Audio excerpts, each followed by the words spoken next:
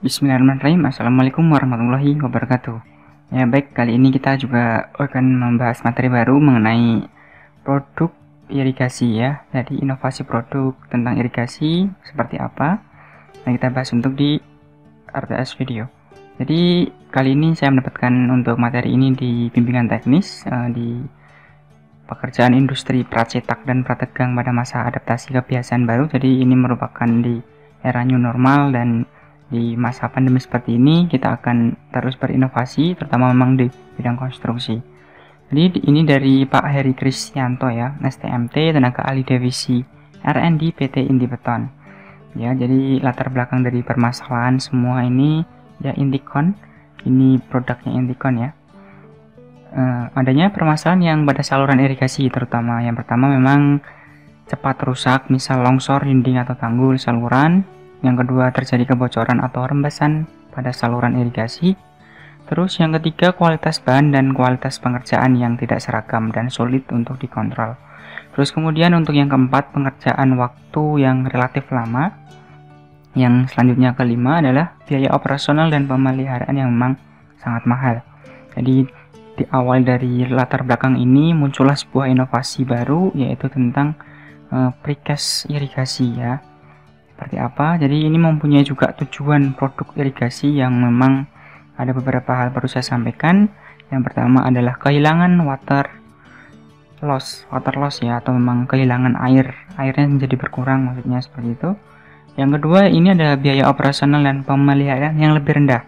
Kenapa lebih rendah? Karena memang ini terbuat ibaratnya pracetak ya, jadi kita pemasangan dan juga pemeliharaan otomatis juga akan lebih rendah. Stabilitas saluran, seat slide protection lebih terjaga terutama pastinya. Terus kemudian pengerjaan lebih cepat, dan mutu kualitas pekerjaan juga akan lebih terjaga daripada yang konvensional. Terus estetika akan lebih baik, jelas, karena memang juga di sini kebanyakan memang seragam dan memang lebih rapi daripada yang metode konvensional. Terus ini ada juga beberapa untuk menjadi pedoman perencanaan di inovasi ini. Surat edaran Dirjen SDA ya nomor 4 tahun 2017 tentang pedoman penggunaan beton pracetak pada saluran irigasi. Pedoman ini menguraikan prosedur pembuatan lining beton ya, baik dalam jaringan irigasi baru maupun irigasi yang lama.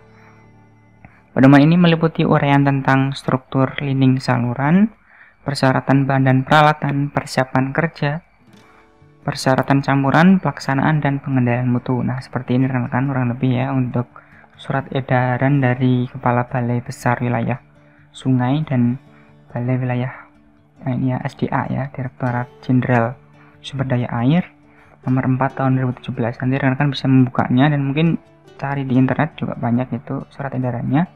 Dan itu sudah dijelaskan baik pedomannya dari struktur, persyaratan sampai dengan pengendalian mutunya. Oke, kita next. Terus kemudian di sini ada struktur lining saluran beton pracetak. Ya, di sini memang yang acuan kita dari tahun 2017 yang tadi saya sampaikan di awal. Pada umumnya dapat berupa panel atau profil saluran yang terdiri atas panel ya, ini panel. Terus potong baja polos atau ulir yang dipasang pada sambungan memanjang dengan maksud untuk mengikat pelat agar tidak bergerak ya. Terus kemudian disebut juga ini ada tibar atau batang pengikat, dan kemudian juga ada lidah atau alur sebagai sambungan pengunci, pengait, proses pengangkutan dan pemasangan serta perkuatan panel. Ya, ini menurut Dirjen SDA tahun 2017. Oke, selanjutnya ini ada beberapa tipe lining untuk beton pracetak ya. Yang pertama ini ada panel pasang, panel pancang, saluran U-shape dan L-shape ya. Seperti ini rekan kalau kita lihat. Nah, U-shape sama L-shape ya. Ini jadi untuk pemasangannya menggunakan alat berat.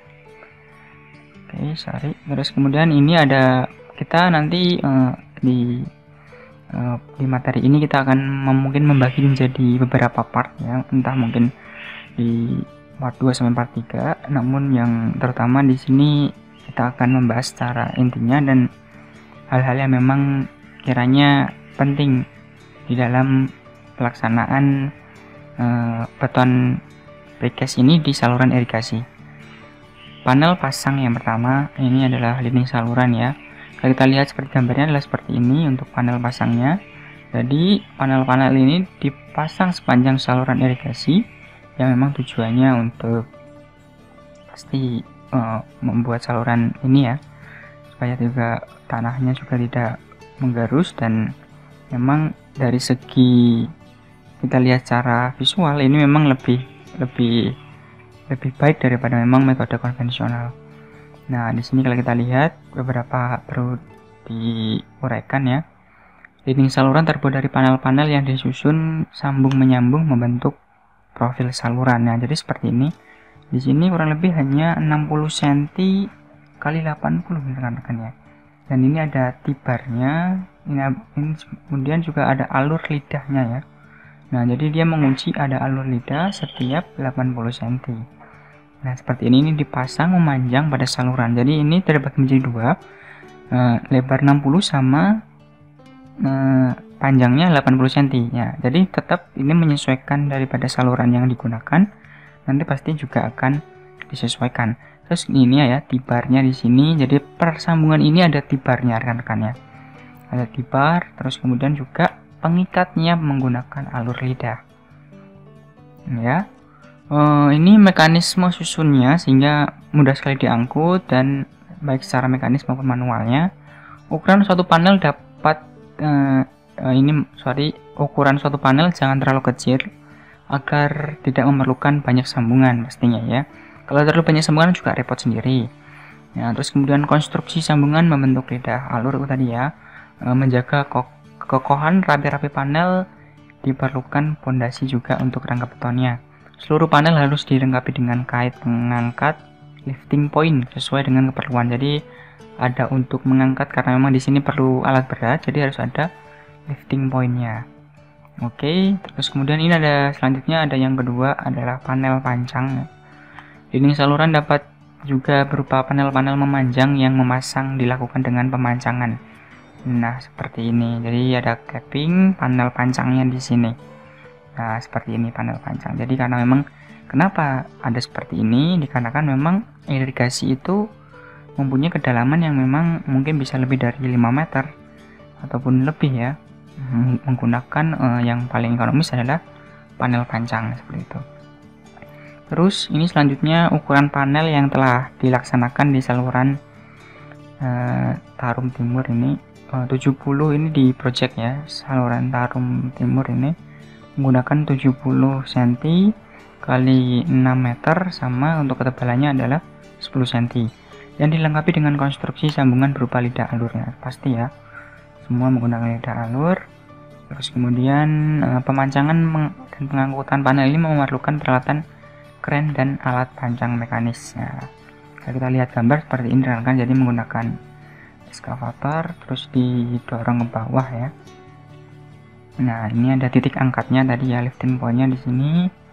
Ini ada panel pancangnya seperti ini. Nah, bentuknya seperti ini kan. Jadi ada memang di bagian bawah didesain khusus untuk supaya panel-panel itu mudah untuk dipasang dalam tanah yang memang mungkin bisa dikatakan keras gitu. Terus kemudian selanjutnya kita next ada di profil saluran U-shape dan L-shape. Untuk dimensi saluran ini memang tidak terlalu besar ya, karena memang di sini mungkin untuk saluran-saluran sekunder ataupun tersier gitu. Terus kemudian maksimal debit pun juga ada di sini kurang lebih 1 meter kubik per second. Terus kemudian lining pracetak dapat dibuat tadi U ataupun L, itu bisa dibuat. Kedua profil tersebut telah dipasang di BBWS berantas pada merican ya, merican kanan. Kemudian juga di profil L ada di nipah untuk profil U nya juga di sana. Terus kemudian profil-profil beton pracetak tersebut mempertimbangkan berat, panjang, dan lebar untuk pengangkutannya. Sambungan antar profil tersebut harus diminimalisir mengenai kebocorannya. Nah, kita lihat gambarnya seperti ini ya. Ini mungkin juga kita sering melihatnya di saluran-saluran mungkin kita sedang lewat di jalan, ini pasti banyak. menggunakan U-shape ataupun L-shape. L-shape ini mungkin kita agak kurang familiar ya. Nah, intinya kalau menggunakan L-shape kita masih menggunakan saluran tanah pada existingnya, namun beda dengan U-shape itu menggunakan sudah full daripada beton pracetaknya ini. Nah, seperti ini untuk lidah dan alurnya. Di setiap ya, baik di panel maupun di L-shape maupun U-shape sebenarnya hampir sama untuk sistem penyambungannya, yaitu menggunakan alur lidah. Nah, terus ini beberapa project gambarnya ya. Selanjutnya tipe produk irigasi ya, ini produk cleaning beton pracetak. Nah, jadi kalau kita lihat memang untuk project-projectnya ini masih di area Jawa ya. Untuk yang pertama ada area ini mau saya infokan saja rekan-rekan ya, ini ada kurang lebih 2000 hektar di Purworejo. Ini ada panel, kolom, balok sama pondasi platnya di sana. Terus kemudian ada di Demak juga tahun 2016. Ini ada saluran sekunder Kelambu Kiri, ada di Brebes. Nah, di Pamali dan DI Pamali juga. L-shape dan slab panel ya, seperti ini. Oke, saya lanjut juga. Untuk ini mungkin di panel ini di Demak ya. Nah, seperti ini dia dipasang. Nah, ini juga akan menarik rekan-rekan ya, karena memang di sini menggunakan wire mesh 1 lapis yang kurang lebih jaraknya 150. Terus kemudian ini ada kurang lebih ini 500 ya, 500 atau kurang lebih 50 cm. Tebalnya adalah 7 cm atau 70 mili. Nah, seperti ini. Nah, kalau kita lihat ini adalah lubang dowel rekan-rekan, lubang dowel yang tujuannya untuk menyambungkan antara panel satu ke panel yang lainnya. Nah, jadi antara sisinya ada, kenapa keempat sisi ini ada, karena memang dia sambungannya baik di posisi di atas sama di bawah itu dia sudah modular, jadi tinggal pemasangan saja, jadi tidak ribet nanti pada saat pelaksanaannya itu. Nah, ini mungkin ini juga ada di Brebes ya. Ini untuk project-projectnya seperti ini, karena memang tadi ya ini agak lebar dan luas, maka mungkin menggunakan L-shape. Nah, kurang lebih seperti itu rekan-rekan pada pembahasan kita kali ini. Dan juga semoga bermanfaat. Untuk selanjutnya tetap kita lanjutkan di part 2 ya, karena memang juga ini slide-nya juga lumayan banyak, nanti juga terlalu banyak durasi videonya. Nah, kurang lebih seperti itu ya. Jadi dalam precast itu tidak hanya di gedung saja, namun sudah ada tadi edaran dari Ditjen tahun 2017 yang mengenai tentang saluran precast ya. Jadi kurang lebih seperti itu. Sekian, terima kasih dan salam sipil.